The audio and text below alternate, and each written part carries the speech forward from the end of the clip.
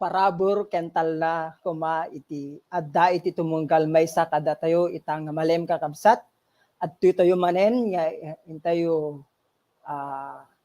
pagkaadalan iti sasao iti Dios ken nagyamanak iti biag iti tumunggal maysa. Welcome everyone kada ito'y Lifeline Ilocos tayo. Kakabsat intay nga i-inviten digiti kakabsat tayo, digiti contacts tayo, ken digiti kapamilya tayo nga agbyudan kakabsat. Ken before tayo nga rod nga itultuloy nga amamuan pay nga naununeg na apo tayo nga Jesucristo. Intayo nga rod maadaan iti simple nga icebreaker nga imatunan kada tayo ni Brother Paul. Brother Paul?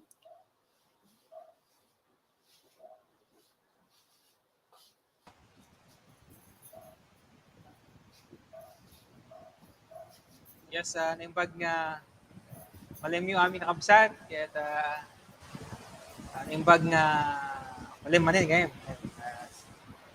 Sakbay man ti amin na awisan kayo nga makipagmaysa kada ti na isagan ng icebreaker ta habang urayan tayo dagiti kakadwa tayo nga agdingeg kada ti mensahe nga malem.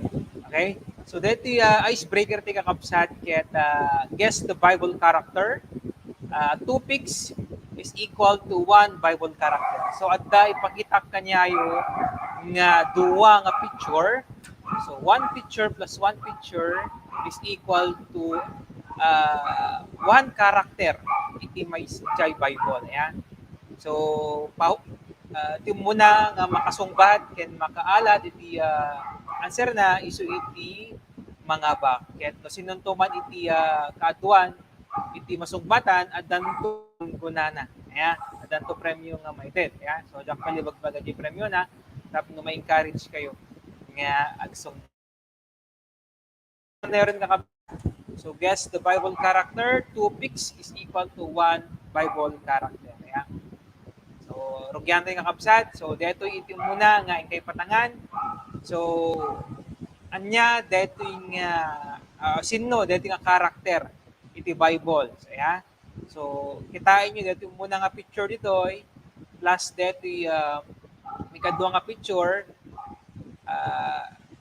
isuno ko iti parang hint na or parang isu iti pagibisan nyo to sino iti ibagbaga na character dito. Yeah, okay, so makita iti comment section tayo absat at dagiti agsumsungbaten.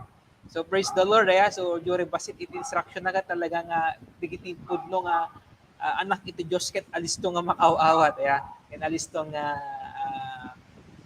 na-fix at discernment na based ka digiti nga papaobra iti Apo. Okay, so based ka diti comment section tayo makikita nga da nakasungbaten. Yeah, ket iti muna nga nakasungbat ket ni Janela Shane Janela Shane Mauricio iso muna nga nag-answer ditoy so marnumit ni Alice ni Jean Rain Santos ken ni Brother MJ ya. So kitain tayo kakabsat no anya iti sungbat na detoy guess the Bible character number 1 tayo. Okay? So ti answer na kakabsat ket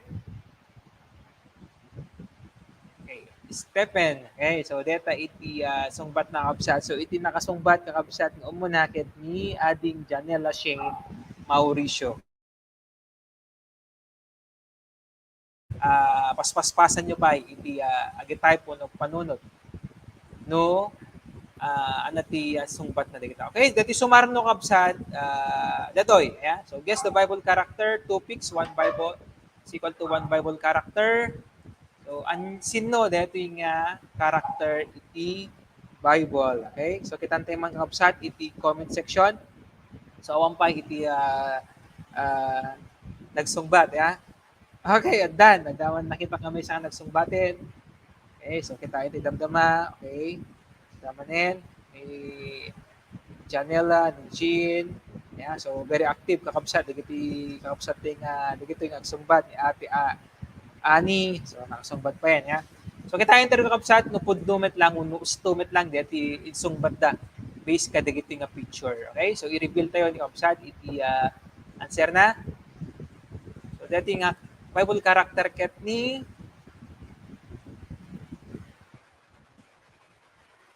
next slide, Kuya Dennis. Ang kumakontrol, Kuya Dennis. Okay, ni Esther. Okay, congratulations ni Sis Alice Pablo Lorenzo. So, 1 point ni Alice yan. Ni Janela Shade, so may kadwa, ya. Tas ni Jean. Based ka dito comment section ko no kay iti pagkit kita kakabsat no sinutong muna. Okay, so intayon iti may katlo nga guess the Bible character. So, kitakman kabsat no talaga nga nalaing kay katika kastoy nga I am. Okay? So sino dati nga character base kadayday picture nga duwa nga dito. Okay? So nagsungbat ni Jean bali tag na gaya. So sino dati nga kabsat? Sino dati nga Bible character? Okay? So Dan ni Sinya Pabre. So ti muna nga nagsungbat, yung kitayan ti kakabsat, gusto yung sungbat na. So manguray tayo pa iti dua or talo ni Rain Santos, Joseph, Jean-Ann Balamay, Joseph also, yung sungbat na. Okay, so 1, 2, 3, 4, 5, times up. So yun, so Joseph, kakabsat, iti answer na. So congratulations kini Sinya Pabre. Pa-heart naman dyan mga kapatid. Okay, so next tayo mga kapatid. Next picture, yan. So guess the Bible character base kadati duang picture tayo, okay? So asin no nga ta, dati nga Bible character base kadetoy may ipakita nga dua nga picture dito, ya. So kitayan din man nga obsat mo asin no iti nalaing nga ayun ada nagsungbat dito private chat, StreamYard, yeah, Bro MJ, yeah, okay. So, wrong spelling, wrong, ayan. We should be sensitive, kasi kita spelling din. Alright, kapsat, dama kita kami nga, kita kapsat tayo, yeah. So, baka unfair ngamin, kasi kita napaspas nga agsungbat, pero baka wrong spelling or kurang, di ko. Although, same met lang kindi pero kita tayo spelling na met lang ya kapsat. Okay. So, based kati comment section tayo at di muna nga nagsungbat ni Ate Ani, ni Janela Shane, ni Ate Ani ulit, then ni Jean, okay. Lagi tayo hindi spelling na kapsat. Ayan. Kaya ti ang sungbat na dati kakabsat ket Pilimon. Yan. So dati itimpan ko nga spelling na. Diyan mo no gusto pero iso tamok dito yo. So base iti comment section tayo umuna ni Ate Ani pero wrong jay spelling na. Yeah? So ti right ket ni Shane. Okay, congratulations Janela Shane Mauricio. So ti umuna nga naka-type iti right answer and correct spelling. Okay, so next tayo mga kapatid. Ito, parang madali lang to ano na Bible character. Yeah. Sino kaya or sino dito yung nga character kapsat? So i-comment nyo dito answer yon that no ba kayo iti umuna nga makasungbat kadati nga guess the Bible character in two pictures. So awan pa ini, awan pa yung kapsat iti nagsungbat at dan. Okay. So, adan ka kapsat, welcome kay Waylin Joy Unagan. Ayan. So, ayan. So, adan, makikita ko ng kapsat, iti sumsumrek nga sungbat. Pero, tiko natin tatay, no, sino ti muna, iso iti manghaba. Ayan. Okay, congratulations kay, ay wala pa palang reveal na answer. Ano? So, iti answer na dati ka kapsat, ket Tomas. Ayan, to and mas. So, Tomas. Ang nga ni Tomas nga ni Brother Reynaldo pero ni Apostle ay sino din okay ni one of the disciple ay yes tama no congratulations kay tignan natin ano sino muna ni Waylin Joy Unagan Pelomena congratulations sis ikaw yung nanalo sa guess the Bible character dito na part. Okay? So, dapat nga ta. Okay, ito, next. Next tayo mga kapatid. I think last two tayo. Ano? So, sino dating Bible character? So, guess the Bible character. Mayroon tayong topics dito mga kapatid. So, just type your answer sa comment section natin. Yan. So, okay, welcome Jamay Calais La Cuesta. Okay? So, welcome sa ating topic sa lifeline pala natin, okay? Okay, so napaspas kita nagsumbat di kakabsat tayo kasi I think medyo familiar dating character. Okay, let's reveal the answer. Kuya Dennis, okay, si Macho, okay? Matt and you. Todo na nga sa you. So, Macho. Congratulations ulit kay di mo nakabsat kit ni Mark Johnson Eugenio. Right? Si Brother MJ. Congratulations, Kuya MJ. Inito ko yung MJ ka at pamilk tea. Okay, so next tayo mga kapatid. I think last two to, no? So last two, guess the picture word. I guess the Bible character. Medyo bilisan natin mga kapatid. No? Okay, so sino dating a Bible character? Yeah, meron tayong parang number 1. Tsaka meron dalawang tao dito na may parang may ano no, parang may nagti-take kanan, parang nagsushoot. Okay? Okay, so welcome Ate Domeline. Ayan. So naka-tune in na si Ate Domeline. Okay, so sino dati kakabsat niya Bible character? Ay, nalpase. Awameten, ayan. Awameten. Okay, so yan. So I think time's up na tayo mga kapatid. So let's see you again next icebreaker for the next week. So congratulations kay Shane. Ayan, 2 points iso na. Okay, so just wait na lang sis Shane sa iyong prize. Okay, so God bless everyone. See you next week for another icebreaker.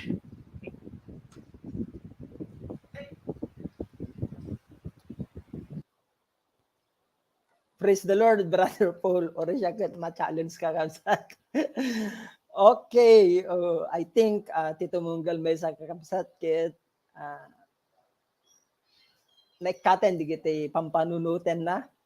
And I think ready Tito Munggal may sa itatan kakapsat nga agdaydayaw kun ni apo tayo nga Heso Kristo. So once again, welcome everyone.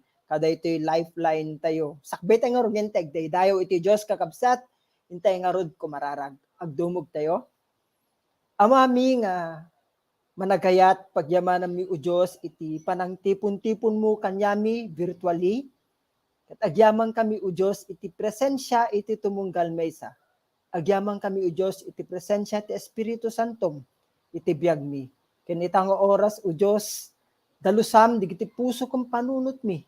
No anyaman o Lord digiti makarimon haan nga nasayaat nga aramid tapno makapagdaydayaw kami o Diyos, ikatem digiti o Lord God, ikatem digiti anyaman nga impakapot iti jablo kada kami na kinuulbod. Tapno nga rod adawayami o Diyos nga idaydayaw ni apuming Yesu Kristo. Indeed, we have been freed in Christ. Thank you for this great salvation that we have in Him.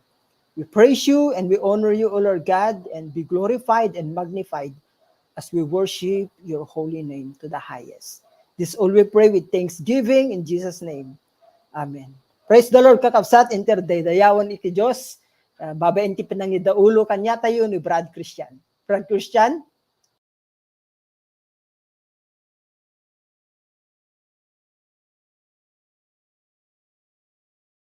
Awitin natin magpakailanman.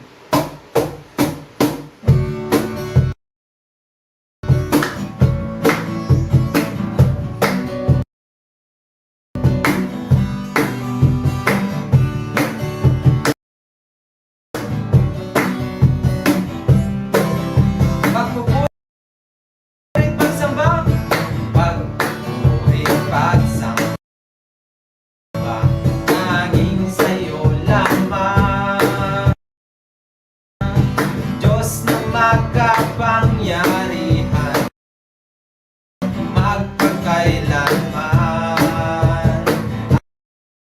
Ang ibig mo'y sapat sa kanino man, pagkat di ka nagbabago, magpakailanman. Kaya ika'y aking sasambahin, ngalan mo'y sasambahin, pagkat pag-ibig mo ang siyang mahalaga sa akin. Sa gitna ng kalungkutan,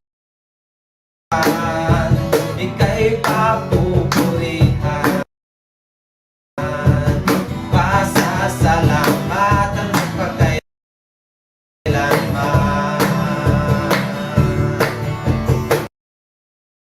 Ulitin natin.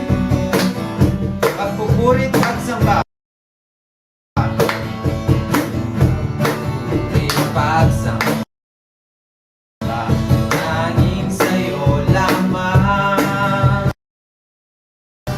Diyos na makapangyarihan, magpakailanman.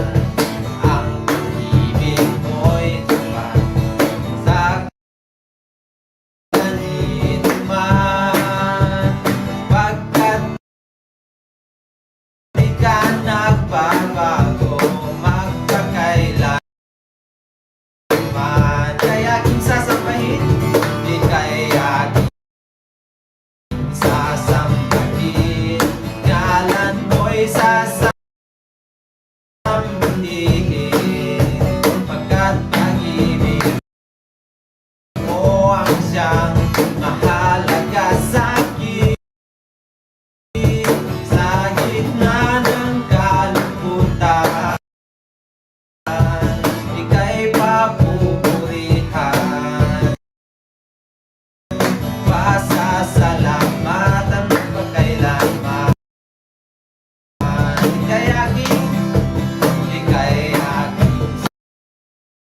sasambahin, ngalan mo'y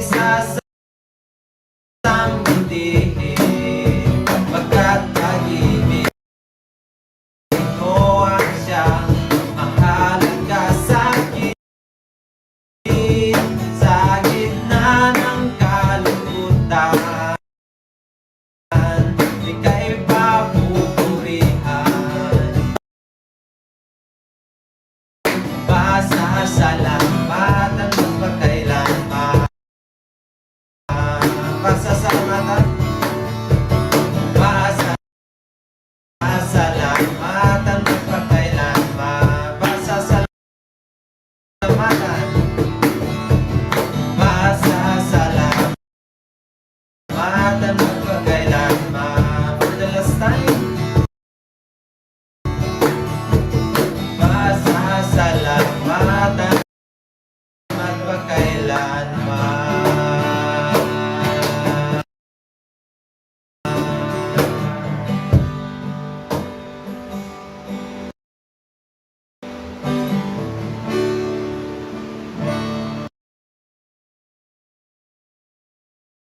Kapatid, patuloy nating papurihan ang tunay na Diyos ng ating buhay. Kantahin natin, Tunay na Diyos.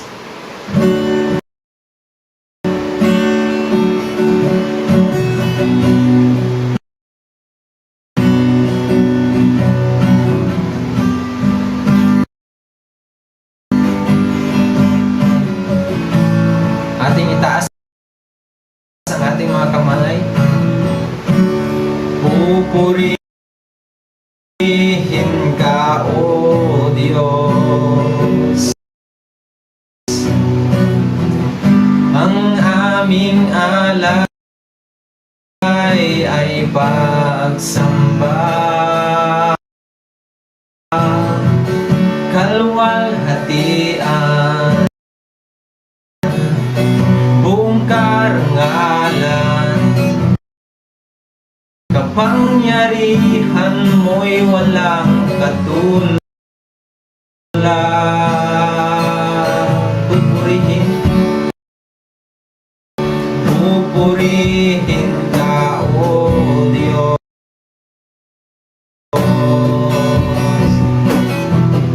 Ang aming alay ay pagsamba. Kalwalhatian, buong karangalan, kapangyarihan mo'y walang katulad. Ikaw ang tunay na Diyos, ikaw ang tunay na Diyos, ika'y walang katulad. Ika'y nag-iisa, ikaw lamang, wala nang iba. Sa'yo ang aming awit, dinggin ang aming tinig, isisigaw sa buong mundo.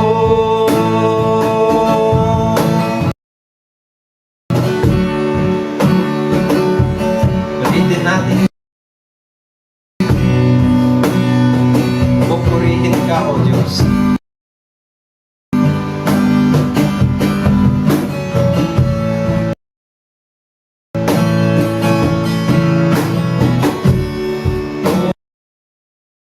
Pupurihin ka, O Diyos.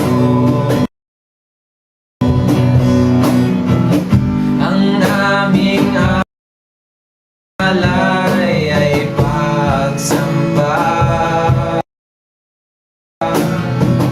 Kalwalhatian, buong karangalan, kapangyarihan mo'y walang katulad. Ikaw ang tunay na Diyos, ika'y walang katulad. Ika'y nag-iisa, ikaw lamang, wala nang iba. Sa'yo ang aming awit, dinggin ang aming tinig, sisigaw sa buong mundo. Ikaw ang tunay na Diyos, ikaw ang tunay na Diyos, ika'y walang katulad. Ika'y nag-iisa,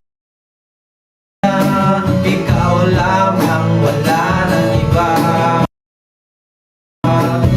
Sa'yo ang aming awit, dinggin ang aming tinig, Sisigaw sa buong mundo, ikaw ang tunay. Ikaw ang tunay na Diyos, ika'y walang katulad, ika'y nag-iisa. Ikaw lamang, wala nang iba. Sa'yo ang aming awit, tingin ang aming tinig. Sisigaw sa buong mundo, sisigaw, sisigaw sa buong mundo.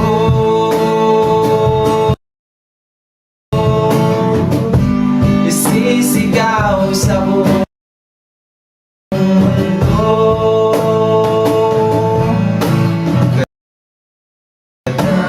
Kadakilaan mo.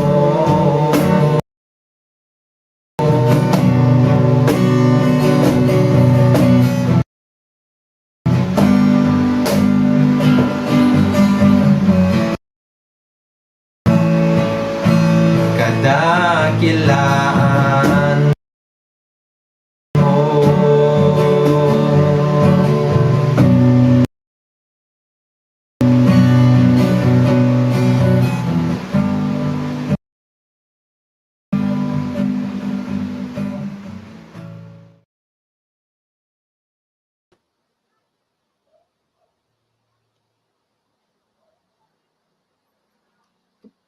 Praise the Lord, Brother Christian. Pudno unay nga iti Diyos tayo ket isutis isto nga Diyos nga intay daydayawen. Nagtultuloy ko mga rod kakabsat nga intayo daydayawin iso na babaen iti panangited temet lang iti biag tayo ken kuana. Sige kakabsat intay nga ruden iti mensahe tayo tatta nga rabii nga idanon kada tayo ni Kuya Nathan Alibuyog. Kuya Nathan?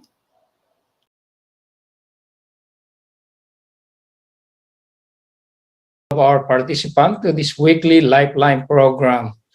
So again, we are here. Dito na naman tayo to learn from the Word of God. So this evening, our topic is Jesus, our confidence and comfort. Yes, Jesus is our confidence and comfort. But how many of you, my friends, I may ask, who is the source of your confidence and comfort in life? This evening, our key text is found in the book of Luke, verse 10, 38 to 42. I read, Now it happened as they went that he entered a certain village. A certain woman named Martha welcomed him into her house, and she had a sister called Mary, who also sat at Jesus' feet and heard his word. But Martha was distracted with much serving, and she approached him and said, Lord, do you not care that my sister has left me to serve alone? Therefore, tell her to help me. And Jesus answered and said to her, Martha, Martha, you are worried and troubled about many things, but one thing is needed, and Mary has chosen that good part, which will not be taken away from her. Blessed be the reading of his word. My friend, in order to build our confidence and make Jesus as our comfort, we should have first, right relationship with him. Second, right focus. And third, we should have a right priority in life. In order to build our confidence on the Lord Jesus Christ, we must first build a right relationship with our Lord Jesus Christ. We should have a deep longing for Christ, for his word, just like Mary. She had deep longing for Christ. She wanted to hear his very word. How about you, my friends? Do you have this kind of longing for Christ like Mary? We should delight in the Lord always, and he will give the desires of our heart. The Word provides us with the very wisdom of God that we need for all life's decisions and directions. Thus, we should go closer to God and listen to His voice. God wants your presence to listen to His Word. We should develop the habit of constantly communicating to God through prayers and reading His Word. We should be faithful in our daily quiet time, reflecting on His Word. Through this, we can build our relationship and our confidence on Him. As a result, we should also build right relationship with our fellow believers. God's Word gives us knowledge about how to love God and to love one another. This is amazing because as we build right relationship to God, we also build right relationship to other people, even probably to your enemy. You will no longer feel the pain someone inflicted to you, but rather you feel the love and compassion for others, which drive each one of us to share the gospel, to testify the goodness of God to other people. Secondly, to build our confidence and comfort to Jesus, we should have the right focus to the Lord Jesus Christ. In this story, Martha was stressed by the presence of preparing the meals of her honored guests. Okay. She probably had worried about it for many days since she heard that Jesus was coming. She wanted everything to be right for the occasions.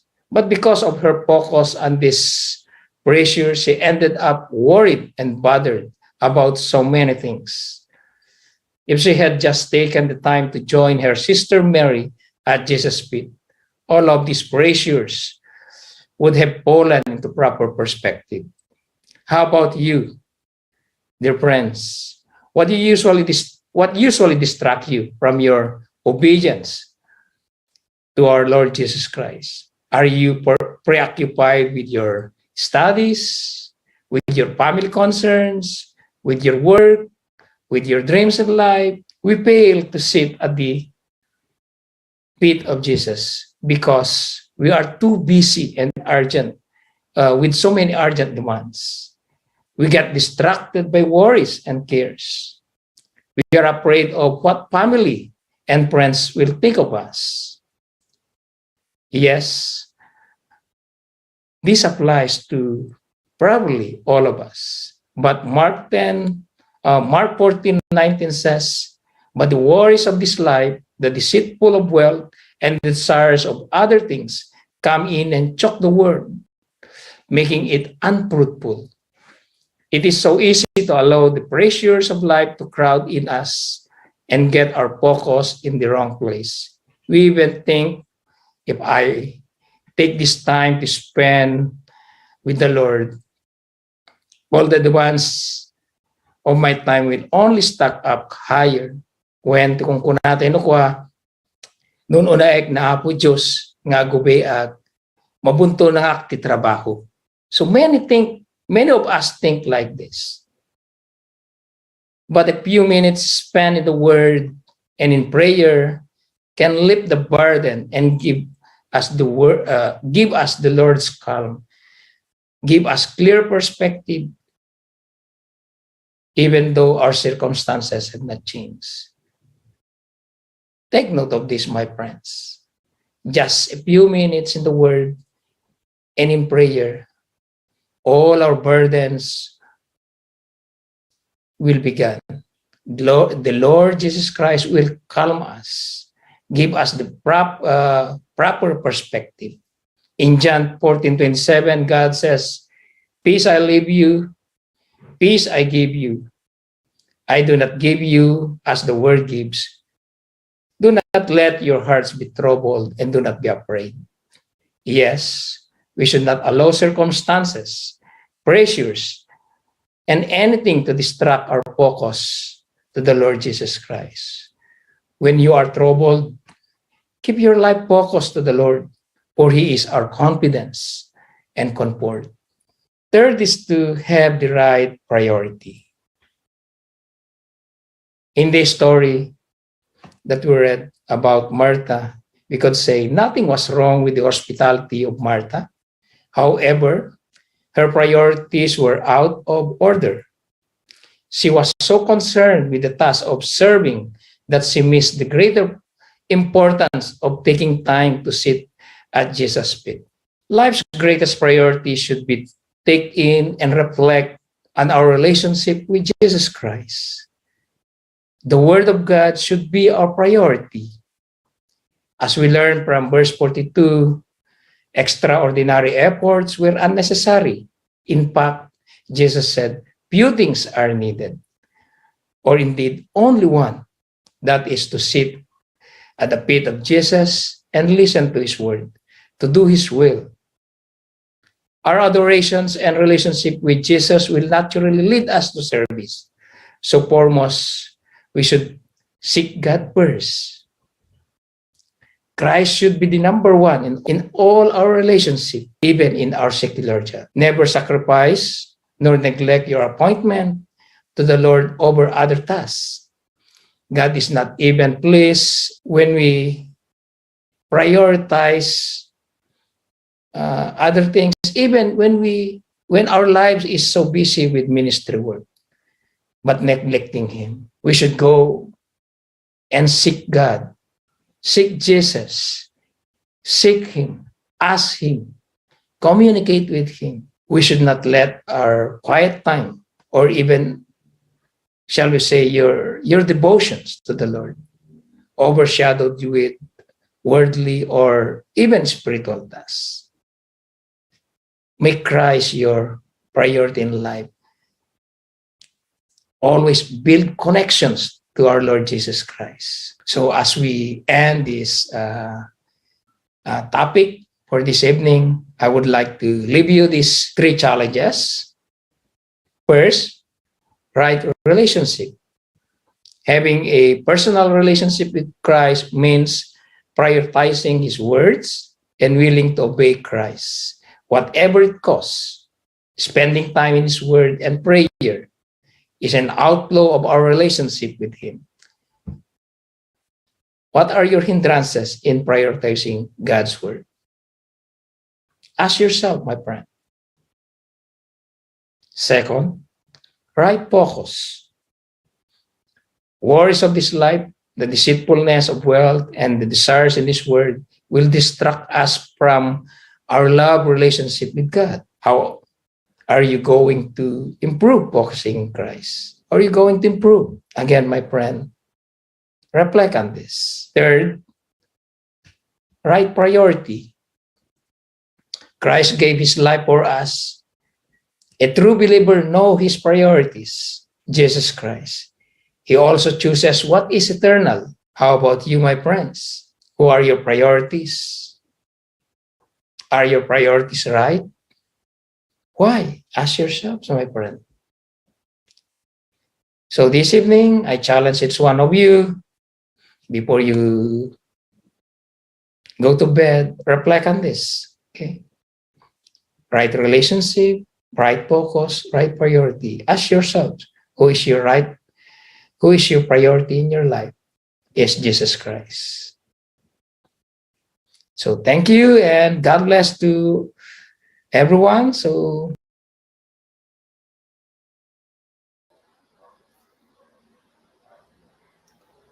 Praise the Lord, Kuya Nathan. Dito ni inbagasan nga mensahe ti Diyos. Ti tumunggal may isa kada kami. Naramat na talaga tabiyag mo, Kuya. Giyaman kami unay. Udno unay kakabsat nga ni Kristo iti talged ken liwliwa tayo kada iti abiyag. Oren kay talaga adu ti challenges ket masapol tayo iti agdaan ti right relationship, right focus, and right priority nga kanayon. And that is Christ. Nilang Jesus Christ talaga. Amen. Praise the Lord, Kuya. Nagyamanak. Or siya ket permi nga na bless. Itang oras kakabsat, intay nga ruden dinggen. Iti na imbag adamag. May panggep kani apo tayo nga Yesu Kristo. Nga idanon kada tayo ni Sis Ruby Maria Evangelista. Sis Ruby? Ite amin kakabsat ko ken Cristo, siyak ni Ruby Maria Evangelista, 19 years old, agdas pa sa iti Mariano Marcos State University, ket ko man nga, idanon kada kayo, iti naimbag at amang, nga isut man nakabalin iti Diyos, amang isalakan kadag iti amin na mamati. Iti Diyos ket ayat, nalinteg, nadalus, ken kukuan na iti biyag. Pinarswa iti Diyos iti tao kalanglangana akas kunan na iti Genesis 1:27. Itakasta pinarswa ti Diyos ti tao kalanglangana. Pinarswa na idaal lalaki ken babae. Ket makita tayo itoy nga pinarswa na tayo iti Diyos akas kawangis na ket kapoy iti daytoy adan iti napintas a relasyon iti tao ken ti Diyos physical ken spiritual. Ngamit ti daytoy a relasyon ket haan nga nagbayag. Naperdi daytoy. Isina ti relasyon ti tao iti Dios kapu iti basol. Akas kuna na iti Romans 3:23. Ta isu da amin nagbasol daket agkurang da iti dayag ti Dios. Akas pamaneknek nga agbasbasol iti tao ket iti saan nga panangtungpal iti 10 nga bilin kas kuma iti may katlo ken mag-apat nga bilin nga mabasa iti Exodus 20 verses 7 to 8. Di mo aramaten itinagan ko iti dakas sa panggep gaputa siyak, ni Yahweh Diyos po, dosaek ti siya sinuman ang bareng-bareng, ti pangusaran na itinagan ko. 8. Ngilinem ti aldawa panaginan na, ket ibilang mo ang nasantuan. Usually, datayo ket agiwagbagatay ti words nga danagan iti Diyos nga raramidan tayo nga expressions. Kaya naduduma, imbes nga ited tayo aldaw tayo para ken kuana adan to pala ang pilyente nga sa baling nga obraen. Ket dagito nga ron nga basol ket ada result na akas kuna na iti Romans 6:23 ti supapak ti basol isu ni patay. Adang nga dua nga klase iti papatay, ti physical nga ipapatay ken spiritual. Iti physical nga ipapatay isu dato ti tanem iti bagi mawanan ti anges. Ken ti med spiritual nga ipapatay nga datoy kete si bibiyag ti tao physically ngem gapu iti basol na isina iti Dios isu nga natay iti spiritual. Ket no matay iti tao nangor iti pagtungpalan na. Kinunan na iti sao iti Dios iti Hebreo 9:27 tana iti ding amatay ti tao iti maminsan ket kalpasan na kumen iti Dios. Anat ti ukom ti tao nga natay iti physical ken spiritual. Kinunan na iti sao iti Dios ti pagtiing 21:8 ngem nakabutbuteng iti pagbanagan dagiti takrot, dagiti traidor, dagiti naderrep, dagiti mamapatay, dagiti manakakikamalala, dagiti managanito, dagiti agrokbab, kadagiti jijusen, ken amin nga ulbod agyan danto iti danaw iti gumilgil ayab nga apoy ken asofre, nga isu iti maikadwa nga ipapatay. Ket mabasa tayo nga rod ito'y nga uray panagswitik ken takrut ket mabalin nga makapan iti impyerno. Tiket iti Diyos ket puli nga nadalos iti tao awan iti basol na. Gapu iti daytoy nagaramin nga iti tao iti wagas takayat ti tao nga maya sideg uled iti Diyos tati amuda dagiti nga wagas ket isu iti pakaisalakanan da. Dagiti nga wagas ket iti sumaganan agaramin iti nasayaat agsingsingpet agpakaedukado ken agpakareliyoso.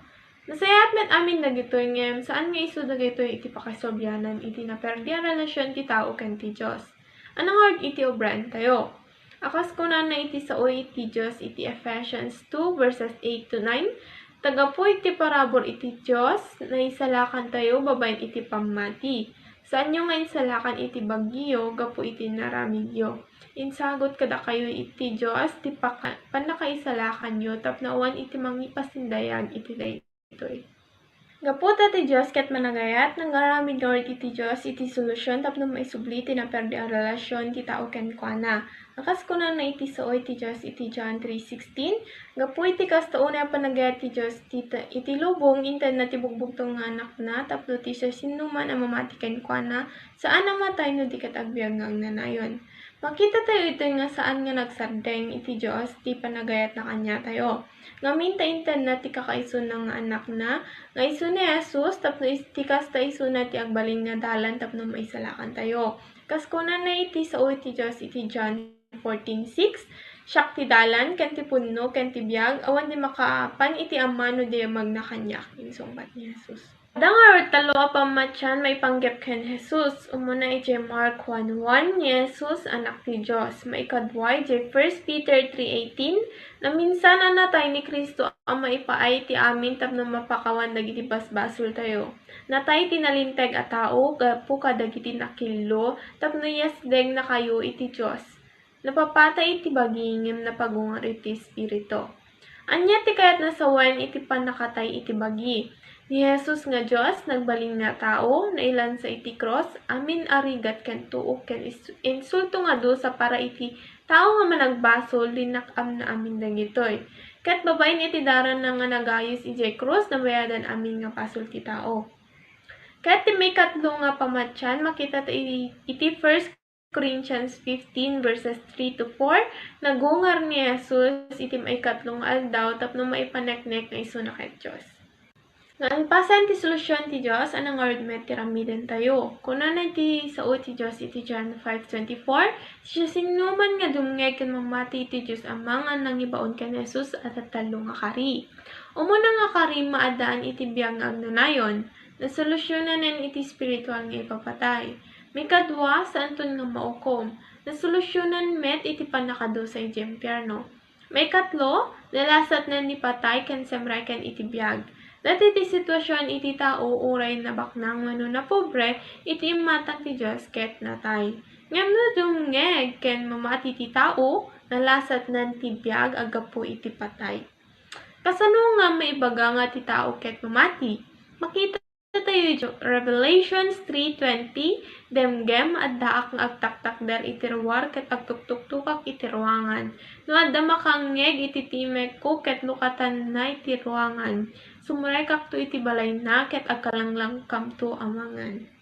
Kaya't nga rod ni Jesus nga sumrek iti puso yu ket tumpudpudno kayo nga mamati awatan yung nga dati nga imbitasyon ni Jesus.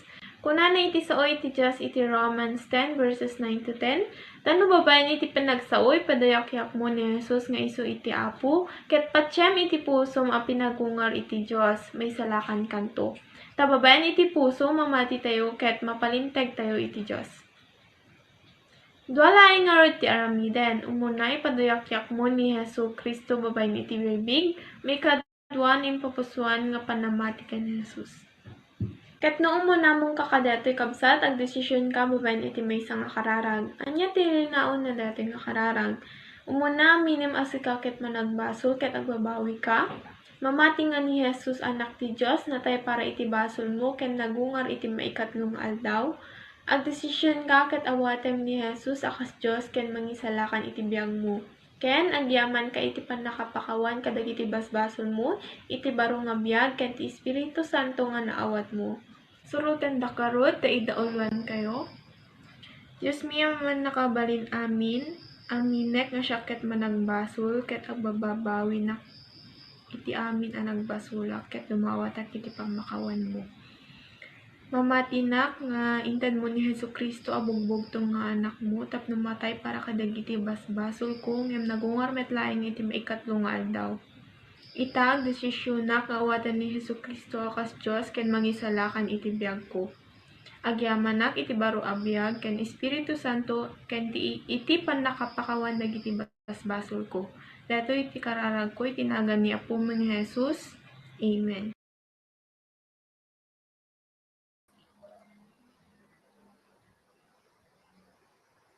Praise the Lord, Sis Ruby Maria Evangelista kadeta na imbag adamag nga ingka impaay or indanon iti tumunggal may sa kada kami. Yan ita nga oras kakabsat nga ruden iti announcements tayo. Okay, praise the Lord kakabsat. Welcome once again. So every Wednesday no kadeta Lifeline topic review tayo from 6:15 p.m. to 7:15 p.m. or onwards kakabsat. And praise the Lord for being victorious today kakabsat. And continue nga ag-invite kay pay kakabsat. And you may like this kakabsat page tayo Lifeline Ilocos. So search nyo na lang ijay Facebook and adape ijay YouTube tayo. Ken kastamit tapno umunag pay iti panaka awat tayo ka dito nga mensahe ti Dios ket adda detoy lifeline topic review tayo nga digiti leaders met iti iso iti mangidanon kada tayo iti revelation da manipud ken God mainaig kadijay topiko tayo. Praise the Lord. And imbitarak ti tumunggal maysa, join us kada ito'y day in prayer and fasting every first Saturday of the month. Tano nagpay iti personal nga relationship yu kun apo tayo nga Hesus Kristo. Ken dati mapaspasangasangan kakabsat nga Freedom in Christ weekend for merely EGR mapasamak to July 30 to July 30. So praise the Lord. Digiti reading kakabsat. Keep praying and maging excited. Kalpasan dito nga FIC kakabsat, you will never be the same. Kaya ita, dito Sunday worship service tayo. Kakabsat, tulo Sunday kay Thanksgiving. So, ijay tayo Grand Octagon nga ag Sunday worship service. Okay, mangrugi isuna iti 8. Oo, 8. So, ag-join kayo kakabsat, digitay na-invite iti leaders na. Praise the Lord and be excited.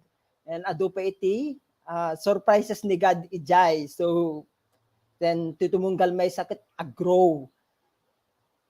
Can the epistle class wait for further announcements kakabsat? And I think dadigijay naka-ready din. Ken itang nga oras kakabsat, intay nga ruden iti closing prayer and di closing prayer. Ayawak man nga rod iti speaker tayo ni Kuya Nathan. Kuya Nathan?